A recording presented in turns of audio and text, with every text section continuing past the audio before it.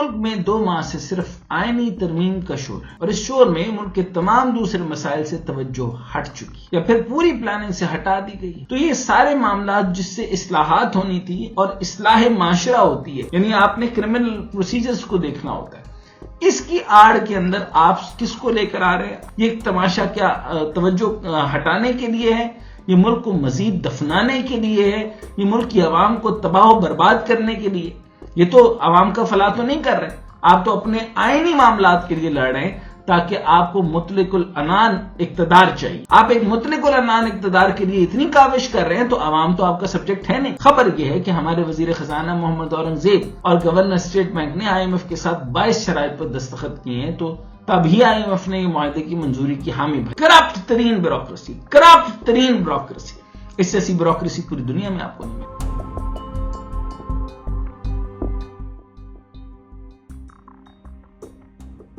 السلام علیکم، میں ڈاکٹر حسین جاوید اور آپ دیکھ رہے ہیں دی وائٹ مینیفیسٹو. پورے ملک میں 2 ماہ سے صرف آئینی ترمیم کا شور ہے اور اس شور میں ملک کے تمام دوسرے مسائل سے توجہ ہٹ چکی یا پھر پوری پلاننگ سے ہٹا دی گئی ہے. شور اس چیز کا مچا کہ ترمیم ہونی چاہیے. بھائی کس چیز کی ترمیم ہونی چاہیے؟ اچھا، بہانہ یہ بنایا گیا کہ 60,000 سے زیادہ جو ہے وہ کیسز زیر التوا ہیں خالی سپریم کورٹ میں، اور باقی عدالتوں میں کتنے ہی لاکھوں کیس جو ہے جن کی فائل پہ فائل بن رہی ہے، اور اس کو کہا جاتا ہے دادا پوتا کیس. اور دادا پوتا کیس کے اندر جو ہے وہ خواتین والا میٹر تو کبھی ڈسکس ہی نہیں ہوا، کیونکہ کسٹڈی کے میٹرز بھی ہیں، ان کی ڈائیورس میٹر بھی ہیں، لوگوں کے معاملات اور بڑے عجیب و غریب ڈومیسٹک ایشوز ہیں، ان کو بھی اس عدالت نے سالو کرنا ہے. شرعی اصطلاحات کے میٹر ہیں، طلاق کے معاملات ہیں جو کہ فیڈرل سے مماثلت نہیں پاتے، بہت سے ایسی گندگی کے معاملات ہیں، ادھر میں سوشل آرڈر ڈسٹرب ہوا ہے، اس کے اوپر آپ شو کاز نہیں لیتے. تو یہ سارے معاملات جس سے اصلاحات ہونی تھی اور اصلاح معاشرہ ہوتی ہے، یعنی آپ نے کرمنل پروسیجرز کو دیکھنا ہوتا ہے، اس کی آڑ کے اندر آپ کس کو لے کر آ رہے ہیں؟ آپ مسلسل جو ہے وہ صرف ایک چیز کو، یعنی 60,000 سے زیادہ کیسز آپ کے سپریم کورٹ میں اور اس کے اگینسٹ میں صرف اور صرف جو ہے وہ 200 کیسز آئینی ہوں. تو آپ مجھے بتائیے کسی ملک کو یہ سوٹ کرتا ہے؟ کسی طرح سے بھی یہ سوٹ کرتا ہے کہ وہ اس تماشے کو لے کر آئیں؟ یہ ایک تماشا کیا توجہ ہٹانے کے لیے ہے؟ یہ ملک کو مزید دفنانے کے لیے ہے؟ یہ ملک کی عوام کو تباہ و برباد کرنے کے لیے؟ یہ تو عوام کا فلاح تو نہیں کر رہے، آپ تو اپنے آئینی معاملات کے لیے لڑ رہے ہیں تاکہ آپ کو مطلق العنان اقتدار چاہیے. آپ ایک مطلق العنان اقتدار کے لیے اتنی کاوش کر رہے ہیں تو عوام تو آپ کا سبجیکٹ ہے نہیں. بہرحال اس آئینی ترمیم کے چکر میں ملک کی سیکیورٹی کی صورتحال بھی دن بدن خراب ہو رہی ہے، جس پہ میں بہت زیادہ تشویش میں ہوں. میں آپ کو یہ بتا رہا ہوں کہ ملک کی سیکیورٹی بہت زیادہ اسٹیک پر ہے، پوری دنیا اس چیز کو دیکھ رہی ہے اور آپ کی سیکیورٹی واقعی بہت زیادہ خراب ہے. آپ پاکستان میں رہنے والے لوگ دہشت گردی کا صرف اور صرف نشانہ بنیں گے، میں آپ کو یہ بتاتا جا رہا ہوں. اور بہت سے ایسے ممالک، سینٹرل ایشین ممالک ایسے ہیں، اور باقی اس میں افغانستان دیکھ لیں، بہت سے ایسے ممالک ہیں جدھر سے دہشت گرد پناہیں ادھر لینا شروع ہو رہے ہیں. سو یہ مناسب باتیں ٹھیک نہیں ہیں. اس آئینی ترمیم کی آڑ میں جو ملک کی سیکیورٹی کی صورتحال کو آپ نے سٹیک پر لگا رکھا ہے، اور ملک کی معیشت کچھ ایسی خبریں بھی آنکھ سے اوجھل ہوتی جا رہی ہیں جس پر ہماری نظر ہونی چاہیے، جن پر آج ہم کھل کر گفتگو کریں گے اور آپ لوگوں کو اس پر گفتگو کرنی چاہیے. سیکیورٹی کے حوالے سے ایک ہفتہ پہلے ایک ناخوشگوار واقعہ چائنیز پر حملے کی صورت میں سامنے آیا. تو 2 روز پہلے بلوچستان کے علاقے دکی میں ایک کوئلے کی کان میں کام کرنے والے 20 لوگوں کی نامعلوم افراد نے گولیوں سے بھون ڈالا. یہی حال ملک کی معیشت کا ہے. ہم 2 ہفتے پہلے تک IMF کی جانب سے قرض ملنے پر خوشی سے بھنگڑے ڈال رہے تھے، لیکن اب IMF کی جانب سے 22 سے زیادہ جو مزید شرائط سامنے آئی ہیں وہ چونکا دینے والی ہیں. اس کے علاوہ IMF نے پاکستان کے حوالے سے جو مزید ہدایات جاری کی ہیں اور ملک کی معیشت پر جو رپورٹ جاری کی ہے وہ بھی خاصی اہم ہے. خبر یہ ہے کہ ہمارے وزیر خزانہ محمد اورنگزیب اور گورنر اسٹیٹ بینک نے IMF کے ساتھ 22 شرائط پر دستخط کیے ہیں، تو تبھی IMF نے یہ معاہدے کی منظوری کی حامی بھری. ان شرائط کے تحت پاکستان IMF سے وعدہ کیا ہے کہ 2035 تک تمام خصوصی اقتصادی زونز کو حاصل مراد کو مکمل طور پر ختم کرے گا. اور نمرات کو ختم کرنے کے لیے جامع منصوبہ جون 2025 تک IMF کے حوالے کرنا ہوگا۔ یہاں یہ بات یاد رکھیں کہ یہ شرط سی پیک کے دوسرے مرحلے پر عمل درآمد کے لیے پاکستانی اقدامات کو بری طرح متاثر کرے گی۔ چین پہلے ہی سیکیورٹی صورتحال اور 23 اقتصادی زون کی جگہ صرف 9 اقتصادی زون پر کام ہونے کی وجہ سے، بلکہ 9 اقتصادی زون میں سے صرف 4 پر، اور 4 میں سے بھی پرسنٹیج میں کئی دفعہ بتا چکا ہوں، چند میں صرف 7%، کسی پہ 5%، کسی پہ 12% اور کسی پر ان کے دکھانے کے لیے 25%، لیکن ایکچوئل وہ 21% بھی نہیں ہے، جس کے اندر امپورٹنٹ جو ہے وہ آپ کا فیصل آباد اکنامک زون ہے، اور ڈھابے جی کا نام ہے صرف، رشکئی کا نام ہے صرف، کچھ کام نہیں ہوا پاکستان کی جانب سے، اور جتنی انویسٹمنٹ ہوئی گوادر میں وہ ساری کی ساری سنگل ہینڈڈلی، اور باقی اکنامک زونز پر بھی انہی کی ہونی تھی، لیکن آپ لوگوں نے اس کا ریورس میں کوئی طریقہ کار ہی نہیں بنایا۔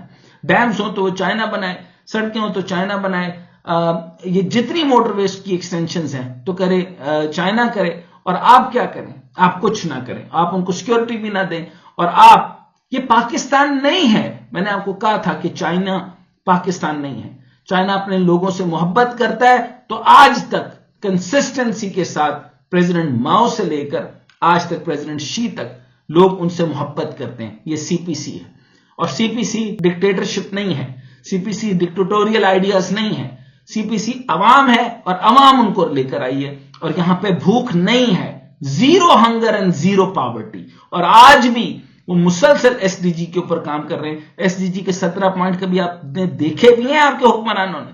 میں آپ کے حکمرانوں میں سے کسی سے رینڈم سوال کر لوں کہ ایس ڈی جی کیا ہوتا ہے، تو میں آئی بلیو کہ ان کو نہیں پتا ہوگا، آئی بلیو، اور آئی ایم شیور کہ ان کو نہیں پتا ہوگا۔ بہرحال جو یہ معاملات کرنے جا رہے ہیں، اس کو میں اس سائنس میں نہیں ڈالنا چاہ رہا کہ جن کے پاس طاقت ہوتی ہے اور جو امریکہ کرنا یہی چاہتا تھا، اور امریکہ، اور بھائی انہوں نے سب دشمن لوگ اور سب طاقت کی جو پاور ایفرٹس شروع ہوتی ہیں تو سب لوگ ایسے کرتے ہیں۔ آپ نے کرنا تھا، آپ نے اکنامک زونز بنانے تھے اور چائنا کا ساتھ دینا تھا۔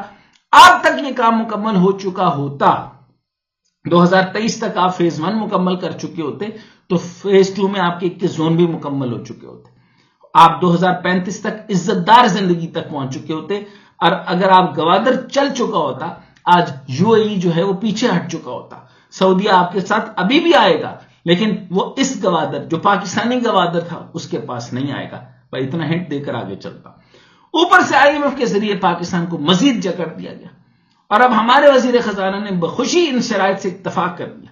یہ ہمارے لیے مزید مسائل پیدا کرے گی۔ اس طرح IMF نے ہماری خبر کی تصدیق بھی کی ہے۔ میں نے آپ کو یہ بتایا اور ہماری ٹیم نے خبر دی، FBR پہلی سہمائی میں ٹیکس ہدف پورا نہیں کر پایا، اور اس کا شارٹ فال طے شدہ ہدف کے 1% سے زیادہ، یعنی 63 ارب کے بجائے 90 ارب تک ہے۔ اس لیے اب پاکستان IMF کے ساتھ مشاورت سے منی بجٹ لائے گا۔ اس منی بجٹ میں کھاد اور کیڑے مار ادویات پر 5% فیڈرل ایکسائز ڈیوٹی میں اضافہ کیا جائے گا۔ مشینری پہ خام مال کی درآمد پر مزید ٹیکس لگائے جائیں گے۔ حکومت 12 ارب روپے سالانہ حاصل کرنے کے لیے سپلائز پر ود ہولڈنگ ٹیکس میں 1% اضافے کی یقین دہانی کرے گی۔ اس کے علاوہ IMF کی شرط کے مطابق اب کوئی بھی صوبہ زرعی اجناس میں امدادی قیمت مقرر نہیں کر سکے گا اور نہ ہی سبسڈی دے سکے گا۔ اس کے علاوہ یہ بھی طے پایا کہ اس ماہ کے آخر تک زرعی انکم ٹیکس قوانین میں ترمیم کرنا ہوگی اور زمینداروں کو ٹیکس نیٹ میں لانے کا فریم ورک دینا ہوگا۔ اس کے علاوہ حکومت IMF سے یہ بھی وعدہ کیا ہے کہ وہ اینٹی کرپشن فریم ورک کو مؤثر بنانے کے لیے 2025 تک سول سروس ایکٹ میں ترمیم کرے گی، تاکہ اعلیٰ سطح کے عوامی عہدیداروں کے اثاثوں کے ڈیجیٹل فائلنگ اور عوامی رسائی کو یقینی بنایا جائے۔ یہ بھی شرائط تسلیم کر لی گئی ہیں کہ توانائی کا گردشی قرضہ ختم کرنے کے لیے ٹیرف میں بر وقت اضافہ کیا جائے، سبسڈی ختم کی جائے اور بجلی کے شعبے میں اخراجات کو کم کیا جائے۔ اس کے ساتھ ساتھ IMF نے حکومت سے ڈیمانڈ کیا ہے کہ کرپشن کے مقدمات میں سیاسی مقاصد کی ہراسانی ختم کی جائے اور سپریم کورٹ کے فیصلے کی روشنی میں قومی احتساب بیورو نیب کو زیادہ آزاد اور خود مختار بنانے کی اقدامات کیا جائے۔ اچھا یہ کیسے کرو گے؟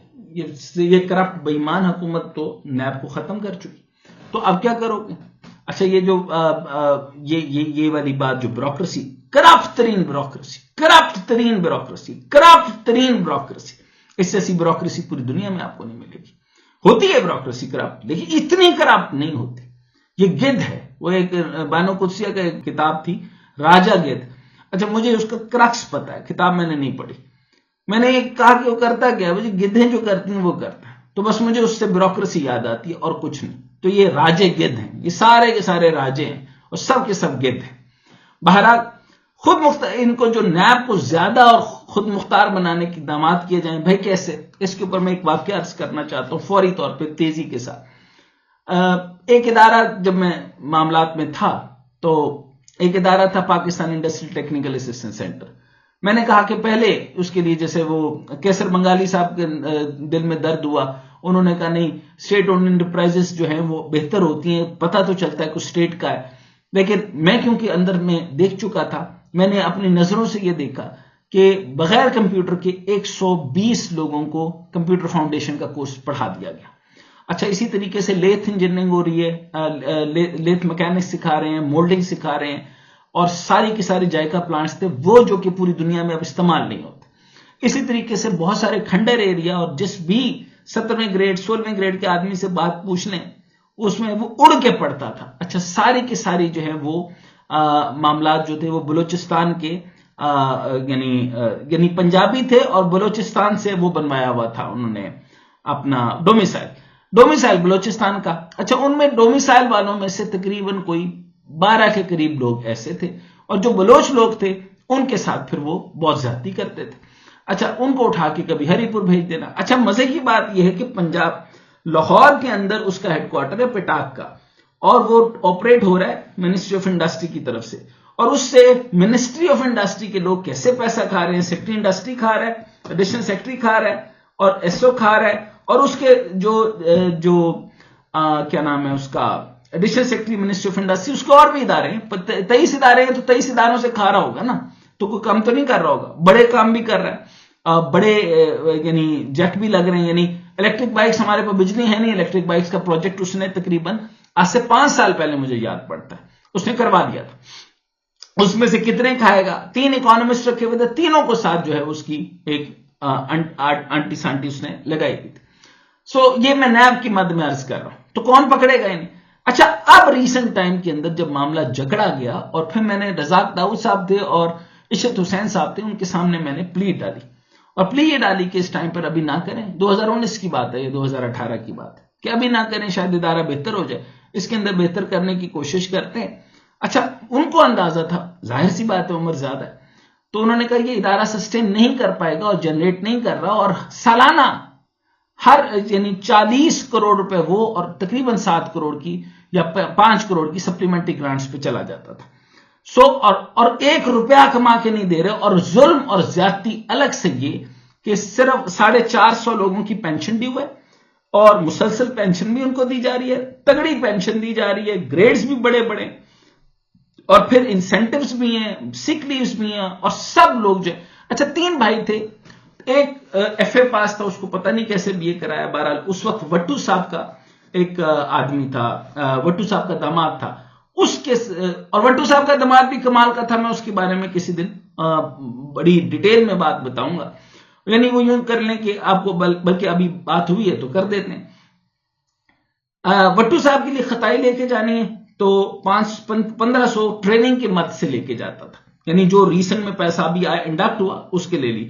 تو کیڈ کے عملے غریب کو جو ہے وہ ٹریننگ کے پیسے نہیں ملے, وہ اس کے بچے بھوکے مرے, اور یہ آدمی ادھر سے 1500 روپے کی خطائیاں لے گیا. اچھا یہاں کا لیمپ لے جانا, ٹوٹا ہوا گھر سے واپس لے آنا, اور پرچیز والے بندے سے پیسے لگوا لینا. اسی طریقے سے پرنٹنگ کے پیپر جو ہیں وہ آدھے لے آنا اور پورا والا گھر لے جانا. اسی طریقے سے ہر چیز میں, آپ یہ چھوٹی گھٹیا باتیں بتا رہا ہوں, سب کچھ یہاں سے ہوتا ہے. میں نے کہا صرف یہی گھٹیا یا کوئی وٹو صاحب بھی گھٹیا, انہوں کو پتا چلا جی پٹاک کی ساری گاڑیاں ان کے جلسے میں استعمال ہوئی, اور انہوں نے ایک لینڈ کروزر جو جائکا نے جاپان نے گفٹ کی تھی, اور جائکا پلانٹ بھی جاپان نے گفٹ کیا تھا, وہ سارا کا سارا وہ کھا چکے ہوئے تھے, اور ان کے بچے اس پہ پلتے تھے, ان کی بیٹیاں اس پہ پلتی تھی, اور پٹاک پر پلتی تھی, اور وہ منسٹری آف انڈسٹری کے ایک زمانے میں تھے. چنانچہ یہ معاملہ جب ہوں تو مجھے بتائیں کہ آپ اگر جو احتساب بیرو کو آزاد نہیں کریں گے تو کیا ہوگا. لیکن اب کیا ہوا, جو آدمی اس زمانے میں عرفان جرار نام کا ایک آدمی, جو کہ جس نے ساروں کو نیچے سے گرایا, اور بہت سارے جو جونیئرز تھے ان کے سروں کو کاٹتا ہوا وہ ٹاپ پوزیشن پر آ گیا، کیونکہ وہ آگے رشوت دیتا تھا اس کو جی، جو ابھی تک ہے ایس او یعنی جو سیکٹری کا جو اسسٹنٹ ہے جو باہر بیٹھتا ہے اسٹینو، وہ اس کو ہر مہینے 20-30 ہزار روپے جاتا ہے، 30 ہزار کا کبھی نہ ہو تو الگ، عیدی الگ سے جاتی۔ تو ظاہر سی بات ہے یہ سارے معاملات ہونے تھے۔ اس نے اب کیا کیا کہ جب اس کے خلاف پٹیشنز آئی، یونینز کا کردار اچھا نہیں رہا، لیکن سنا ہے کچھ یونینز آپس میں ان کے اپنے اپنے مفادات ہیں، سب کے مفادات ہیں، وہ بھی کام نہیں کرتے، کوئی بندہ وہاں کام نہیں کرتا، بالکل حرام، بالکل حرام۔ کہ ذاکر نائک کو اگر فتوے دلوانے ہیں تو اس سے اچھا بہتر فتویٰ میرے سے لے لیں، 1 روپے کا کام نہیں کرتے، مسلسل چائے کھاتے ہیں، اور اس لیے وہ کسی کی ماں کی دعا ٹھیک ہوتی تھی کہ میرا بچہ کچھ نہ کرے، اسے اللہ کرے سرکاری تنخواہ ملے۔ چنانچہ یہ وہی کام تھا۔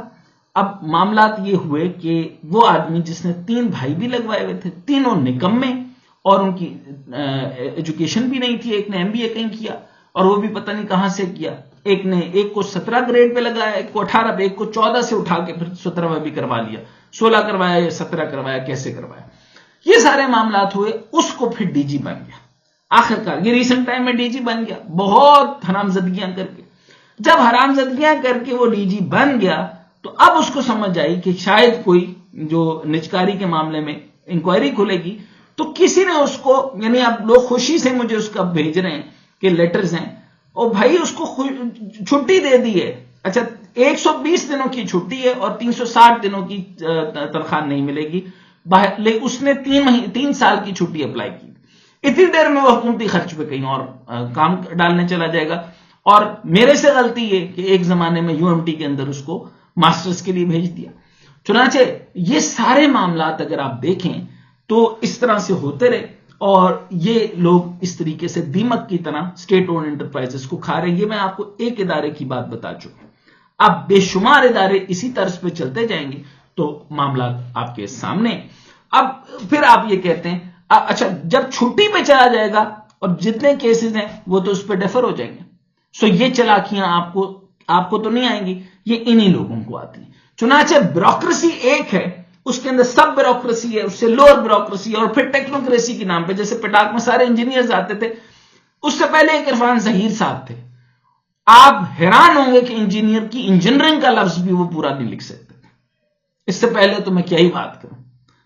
چنانچہ یہ معاملہ، یہ سب لوگ ایک ہوتے ہیں، یہ اکائی ہوتے ہیں، یہ ایکا کیا ہوتا ہے، یہ ہٹنے نہیں دیتے، اور یہ پھر بدماش بھی ہوتے ہیں اپنے اپنے وقتوں۔ جب انہوں نے کام کیا تو یہ میرے دفتر بند کرنے آ جاتے تھے، یہ دفتر جب بند اس لیے کرنے آتے تھے میرے سامنے موجودگی میں نہیں، میں ایک جگہ گیا ہوا تھا تو پیچھے سے انہوں نے یہ حرکتیں کی۔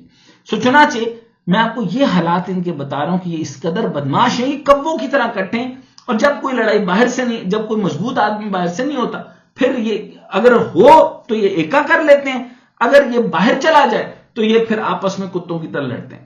لیکن ان میں ایک بات یہ اچھی کہاں ہوتی ہے کہ جب کوئی نہیں ہوتا باہر سے تو پھر یہ ایک ہو جاتے ہیں۔ اس طریقے کی ساری ہیرارکی، ان کی تنخواہیں لگی ہوئی ہیں، موجیں ہو رہی ہیں، کام کسی کو نہیں آتا۔ چنانچہ ان آرگنائزیشن کو، اسٹیٹ اونڈ انٹرپرائزز کو بند ہونا چاہیے، یہ نیب کی مدد میں نے آپ کے سامنے عرض کیا۔ بہرحال اب ان کا جو ہے وہ تو معاملہ ختم ہو گیا، سپریم کورٹ کے فیصلے کی روشنی میں قومی احتساب بیورو نیب کو آزاد اور خود مختار بنایا جائے، جس کو انہوں نے مکمل طور پہ ختم کر دیا، اسی لیے تاکہ یہ معاملات چلتے رہے۔ نیب کو احتساب کے لیے مزید مؤثر بنانا کون بنائے گا؟ عالمی مالیاتی ادارے کی جانب سے یہ بھی کہا گیا ہے کہ تمام سرکاری افسران کے اثاثوں کی معلومات رسائی آسان بنائی جائے، آف کورس بنائی جائے۔ سرکاری افسران کے غیر قانونی طریقے سے بڑھتے اثاثوں کو روکا جائے، سرکاری افسران کے اثاثوں اور آمدن کے گوشواروں کو پبلک کیا جائے۔ IMF نے کہا ہے کہ پاکستان کسی قسم کی ٹیکس ایمنسٹی جاری نہیں کرے گا، پاکستان کسی قسم کے ٹیکس چھوٹ یا مراد نہیں دے گا۔ وزارت خزانہ اضافی بجٹ کے اخراجات کی منظوری پارلیمنٹ سے حاصل کرے گی۔ وفاقی حکومت کی مداخلت روکنے کے لیے اقدامات کی رپورٹس پیش کی جائے گی۔ IMF نے قرار دیا کہ بجلی کی تقسیم کار کمپنیوں کی نجکاری کے بجائے کیپٹو پاور پلانٹس کا استعمال بند کیا جائے گا۔ گیس ششماہی ٹیرف کا نوٹیفیکیشن بر وقت کیا جائے گا۔ IMF نے کہا کہ قومی مالیاتی معاہدہ یعنی NFC کے تحت صوبوں کو بعض اخراجات کی ذمہ داری دی جائے گی۔ اعلیٰ تعلیم، صحت، سماجی تحفظ کے اخراجات صوبائی ذمہ داری ہوگی، اور صوبائی حکومتیں اپنے ٹیکس آمدن کے بڑھانے کے اقدامات کریں گی۔ IMF نے پاکستان کی معیشت کے بارے میں پیشن گوئی بھی کی ہے کہ جس کے مطابق مالی سال 2024-25 سے 2029-30 کے درمیان شرح نمو 4 سے 4.5 یعنی 4.5% رہنے کا اندازہ ہے، تب جب یہ شرائط پوری ہوں گی، آف کورس اس کے علاوہ ہو نہیں سکتی اس دوران، ورنہ آپ کی 0.29 میرے سے سن لیں۔ اگر آپ یہ کہہ رہے ہیں کہ یہ اتنی رہے گی تو وہ IMF ہے، میں یہاں بیٹھ کر اندرونی معیشت کو جانتے ہوئے بتا رہا ہوں، آپ کا end of the year you will be broken by, you will reach by hardly 2.29 اور 0.3334 not 0 لگے گا، 0 پوائنٹ کے آگے کوئی عدد لگا لے 1 تک بھی نہیں پہنچے گی۔ اس دوران مہنگائی 9.5 سے اچھا ریئل ٹائم میں، باقی ایڈجسٹمنٹ میں آپ کو کر دوں گا، اگر آپ چاہیں گے میں آپ کو ڈیٹ کر دوں۔ عمران خان کے دور میں نے کہا تھا 3.9 ہے ان ایکچوئل، 3.7 کر لیں گے، 3.6 to 9 کر لیں، لیکن وہ نہیں مانے، انہوں نے کہا نہیں 6% ثابت کرو، تو کرنی پڑی، کر دی۔ اچھا کوئی پیچھے کھڑے ہوتے ہیں، وہ کرنے پڑتی ہے، لیکن میں نے نہیں کی تھی، میں نے کہا تھا 4 is well enough۔ بہرحال اب رپورٹ کے مطابق پاکستان کو مضبوط معاشی پالیسیوں اور اصلاحات پر عمل درآمد کی ضرورت ہے۔ IMF کا کہنا ہے کہ پاکستان کی تعلیم اور صحت کے شعبوں میں مناسب سرمایہ کاری نہیں کی، تعلیم اور صحت میں سرمایہ کاری نہ کرنے کے باعث غربت میں کمی نہیں ہوئی۔ IMF نے قرار دیا کہ پاکستان میں غربت 40% ہے۔ IMF کا کہنا ہے کہ پاکستان میں چند دہائیوں میں جنوبی ایشیائی ممالک کے مقابلے میں معیار زندگی کم ہوا ہے۔ رپورٹ کے مطابق حکومتی پالیسیوں کی وجہ سے برآمدات میں علاقائی ممالک کی طرح اضافہ نہیں ہوا۔ IMF نے کہا ہے کہ حکومت باثر کاروبار کو سبسڈی فراہم کرتی ہے جس سے معاشی ترقی متاثر ہوئی۔ 10% بالکل ٹھیک، اشرافیہ بنائیں، صرف اشرافیہ، cartels cartels cartels cartels cartels cartels and the cartel king is Nawaz Sharif and of course People's Party کی ایک بات ہے 10%، اس سے زیادہ، لیکن حمزہ ککڑی سے لے کر آپ سارے کے سارے لوگوں کو دیکھ لیں، کون سی ایسی چیز ہے جو اس کے کارٹل سے پنہا ہو؟ بھائی اس کا پنہا کا لفظ مجھے یہیں آتا تھا، مجھے اب شاعری تو بھول گئی ہے، پنہا والا لفظ مجھے یہیں آتا ہے۔ ہر چیز کی کرپشن کی رازداری پنہا ہے اس حمزہ ککڑی کے نیچے۔ حکومتی اقدامات سے مسابقت اور پیداواری صلاحیت بھی متاثر ہوئی۔ انفراسٹرکچر میں کم سرمایہ کاری کے باعث ملک موسمیاتی تبدیلیوں کا شکار ہوا۔ ماضی میں پاکستان نے IMF کے ساتھ طے اصلاحات پہ عمل درآمد نہیں کیا۔ گزشتہ 2 دہائیوں میں عالمی تجارت کا حصہ بننے کے لیے سنجیدہ اقدامات نہیں کیے، اس کی وجہ سے پاکستانی اپنی برآمدات میں اضافہ نہیں کر سکتے۔ آخر پہ میں آپ سے یہ عرض کرنا چاہتا ہوں، وی آر لوزنگ، اور میرے مطابق وی آر آلریڈی لوزن اپ، ہو گیا، گڑبڑ ہو گئی ہے۔ چائنا کے ساتھ ہم نے ڈیل بہت گڑبڑ کر دی، اور اس میں گارنٹر فوج تھی، اور اس گارنٹر فوج ہونے کے لیے فوج کو کچھ بھی کرنا چاہیے تھا۔ بہرحال مجھے افسوس کی بات یہ ہے کہ ہم سرکاری معاملات میں تو بات کر سکتے تھے کہ بھائی انہوں نے ایک احسن اقبال بے ایمان آدمی، وہ تو کوئی شک نہیں اس میں، بھائی بہت گڑبڑ کھیلا اس نے، اور سیاسی حکومتیں بھی آگے بے وقوف رہیں، عمران خان صاحب کو بھی نہیں بتایا، باجوہ نے بھی غلط کردار ادا کیا، لیکن 2013 سے لے کر اب تک کی کسی بھی فوجی حکومت کو نہیں بتایا کہ آپ کی ذمہ داری تھی سیکیورٹی سیکیورٹی سیکیورٹی۔ اچھا میرے مطابق معاملہ جو ہے وہ ہاتھ سے نکل گیا ہے، لیکن اب بھی جو نئے DGIS آئے ہیں he can change the game, اور چائنا ہماری لائف لائن ہے along with امریکہ، اور IMF کو ڈیل کرنے کے لیے ڈیل کریں، بہتر ڈیل کریں، اور پاکستان کے ساتھ بلااتکار نہ کریں۔